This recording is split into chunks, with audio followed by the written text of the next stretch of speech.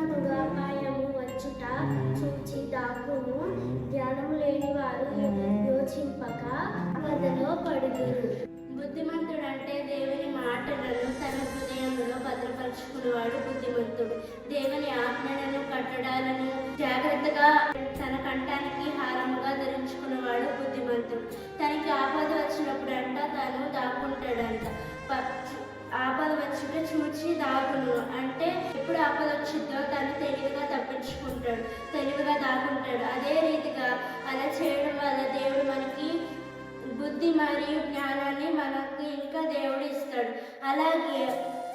అలాగే జ్ఞానం లేనివారు అంటే దేవునికి ఎవరైతే విధేయత చూపరో, ఎవరైతే దేవుని వాక్యాన్ని లక్ష్య పెట్టరో, దేవుని మాటలను లక్ష్య పెట్టరో అటువంటి వారు జ్ఞానం లేనివారు. బుద్ధి జ్ఞానములు వారు యోచింపరు. అటువంటిప్పుడు వాళ్ళు ఆపద వచ్చినప్పుడు పడిపోతారు. అలాగే మన జీవితంలో కూడా ఏం నేర్చుకోవాలంటే బుద్ధి కలిగి మనం జీవించాలి. మనము ఆపద వచ్చినప్పుడు దాక్కోవాలి. మనము జ్ఞానం లేకుండా జీవించకూడదు. ఈ చిన్న వాక్యం మీకు నచ్చినట్లయితే please do like, share and subscribe.